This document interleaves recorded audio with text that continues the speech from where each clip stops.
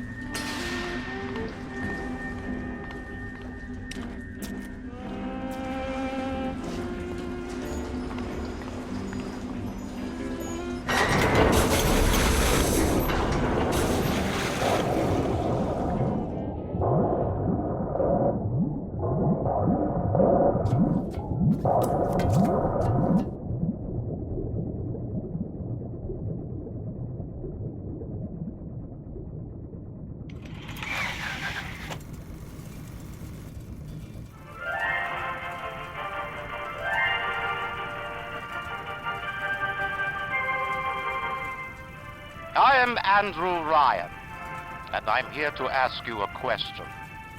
Is a man not entitled to the sweat of his brow?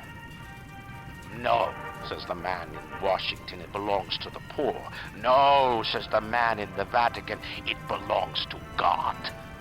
No, says the man in Moscow, it belongs to everyone. I rejected those answers. Instead, I chose something different.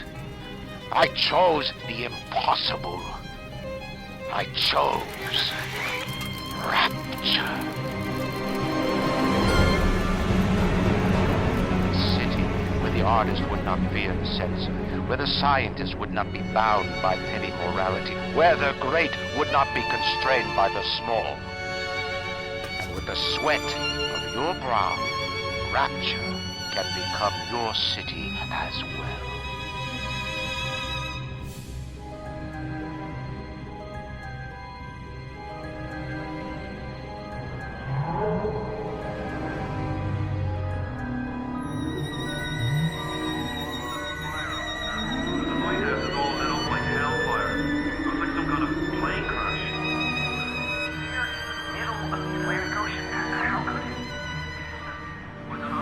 Your best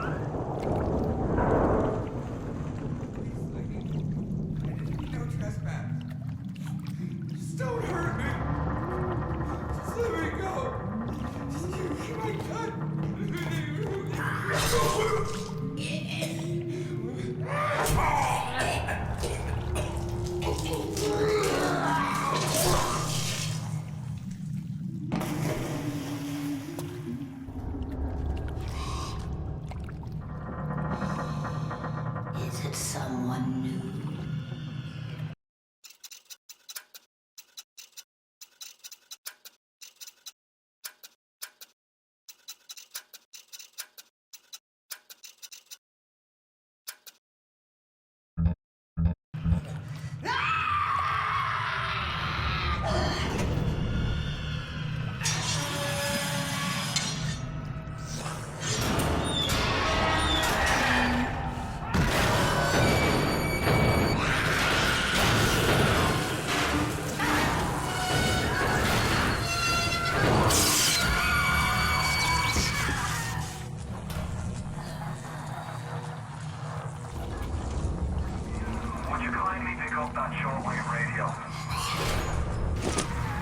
I don't know how you survived that plane crash, but I've never been one to question Providence.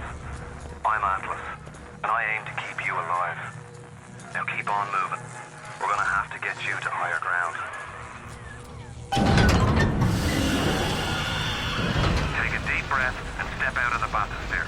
I won't leave you twisting in the wind.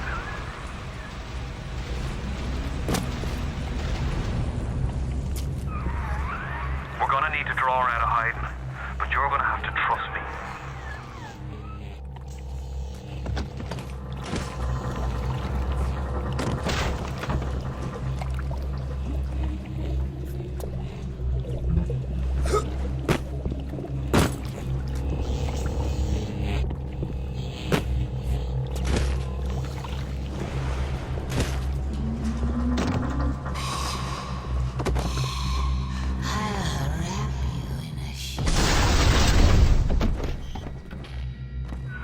Just a bit further.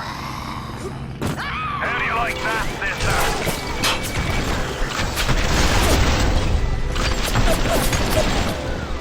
Now, would you kindly find a crowbar or something?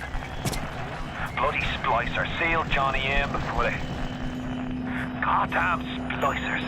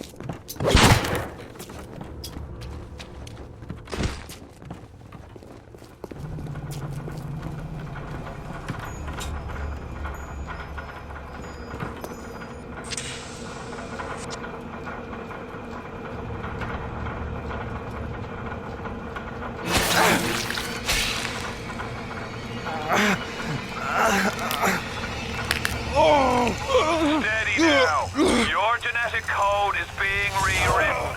Just hold on and everything will be fine.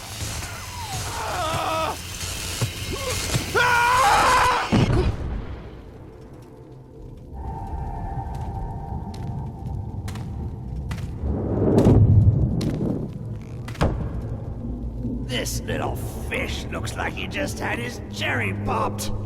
Wonder if he's still got some Adam on him.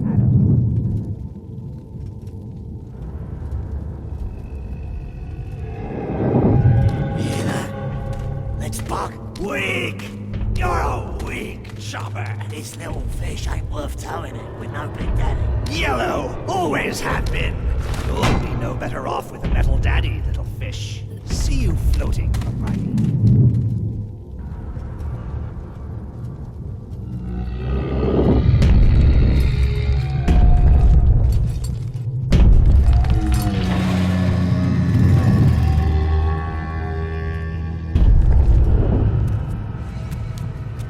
Look, Mr. Bubbles, it's an angel.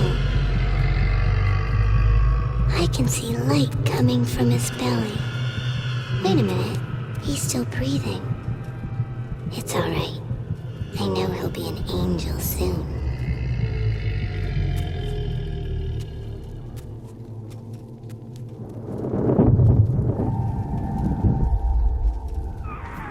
You alright, Boyle?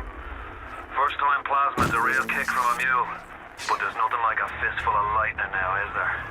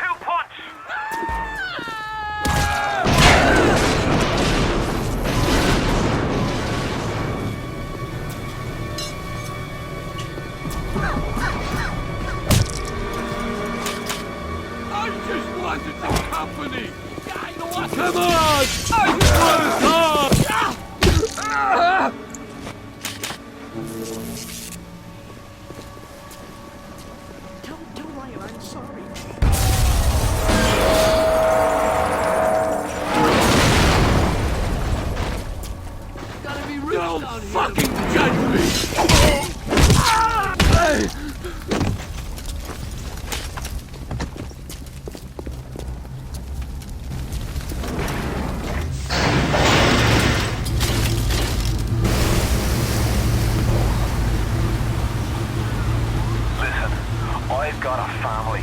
I need to get them out of here. But the splicers have cut me off from them. If you can reach them in Neptune's bounty, then maybe, just maybe...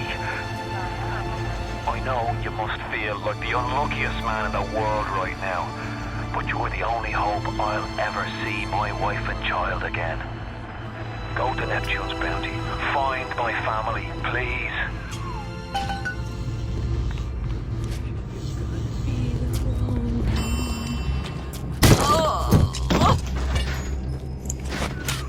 Plasmids changed everything. They destroyed our bodies, our minds. We couldn't handle it. Best friends butchering one another.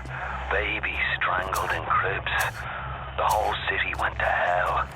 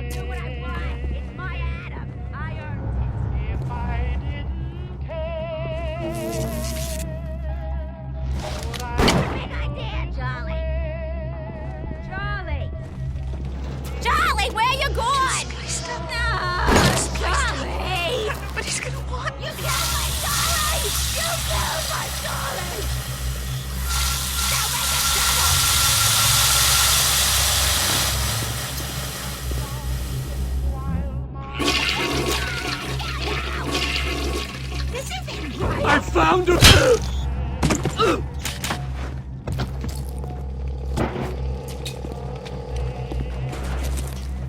What are you doing? Careful now. Would you kindly lower that weapon for a minute? You think that's a child down there? Don't be fooled. She's a little sister now. Somebody went and turned a sweet baby girl into a monster. Whatever you thought about right and wrong on the surface, well, that don't count for much down in Rapture. Those little sisters, they carry Adam, the genetic material that keeps the wheels of Rapture turning. Everybody wants it, everybody needs it.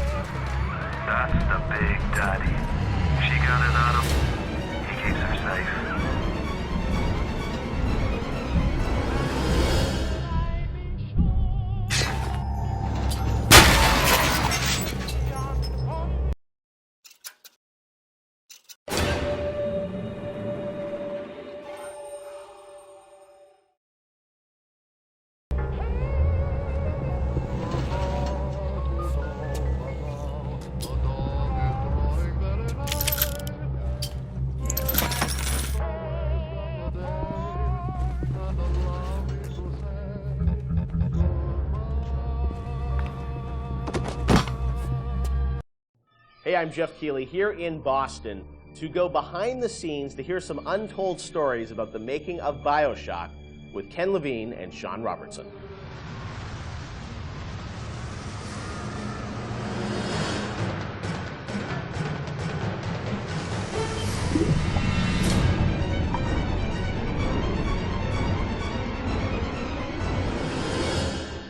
Let's talk a bit about the theme and setting of BioShock Rapture. I think a lot of people, when they played the game for the first time, they wondered, how did you even dream up this place? And I know you said publicly before that part of the reason you sort of, what led you to Rapture was this idea of fully simulating a place. Tell us about that sort of idea and the frustrations you had with other games where you sort of hit a bound.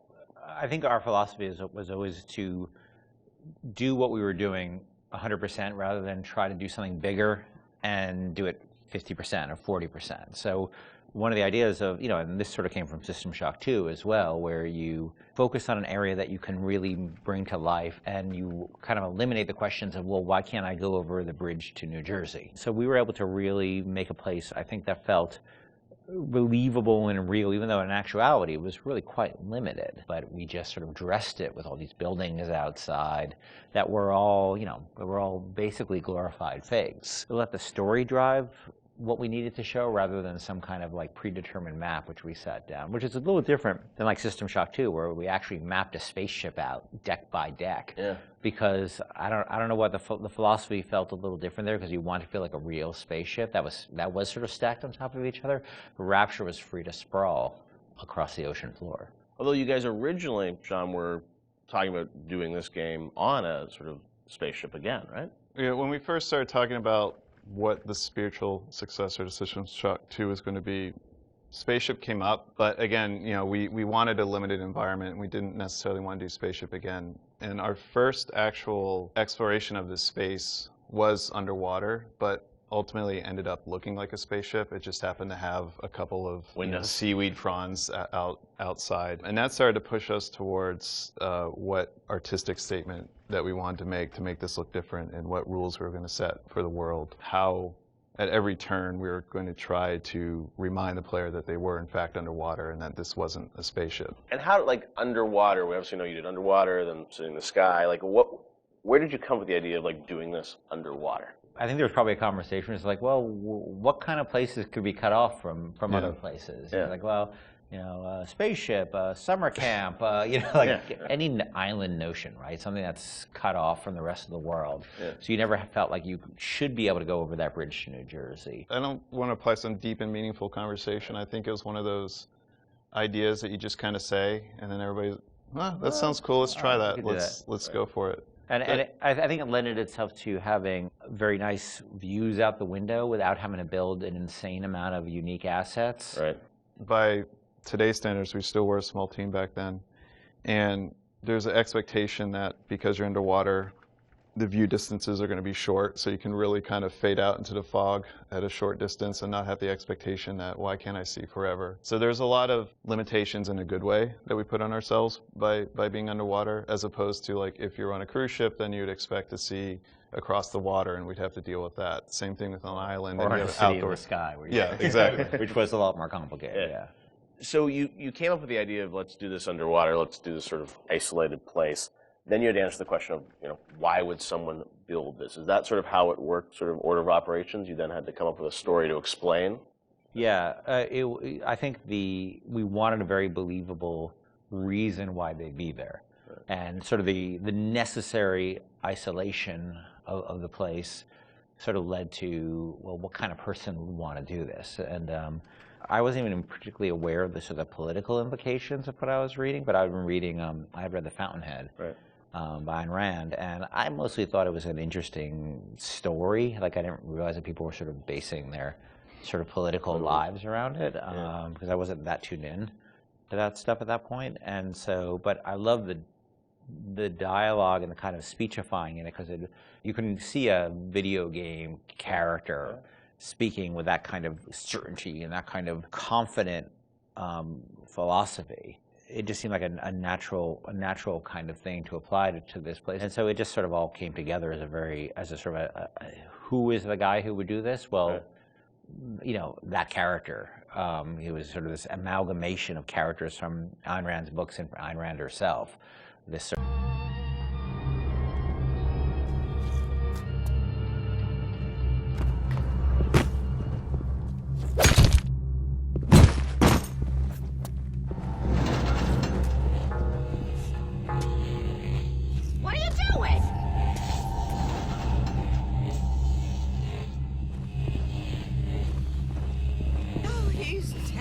funny, but his wife has put on so much weight. Yeah, you're worthless! You're nothing!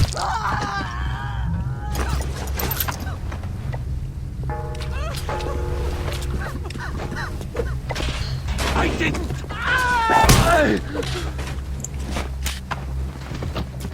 If you spot a splicer in the water, hit him with the electrobolt. How's that?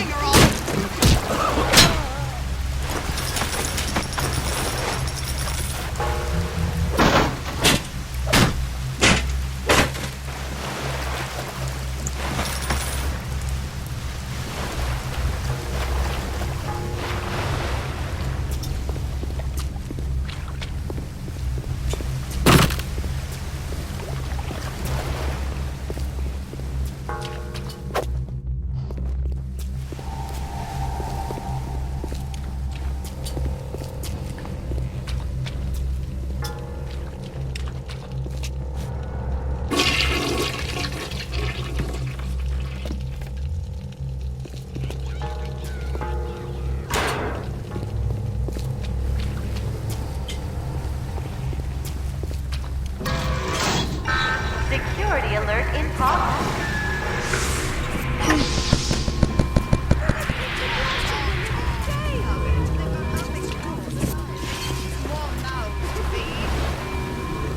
Don't you disrespect me!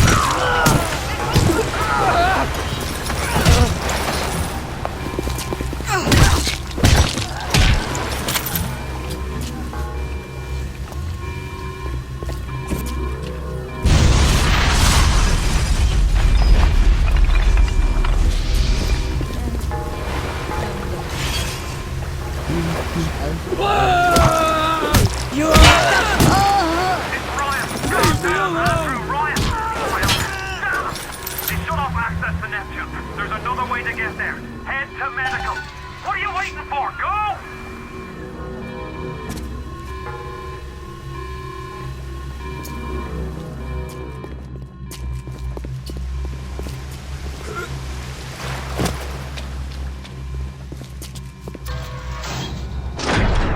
Oh, Christ! You're trapped! Gonna try to override the exit from here.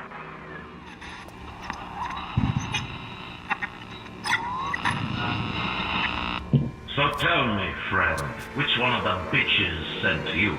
The KGB wolf or the CIA jackal? Here's the news.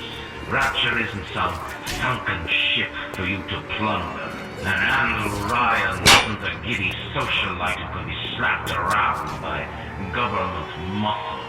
And with that, farewell, or до свидания, Jack.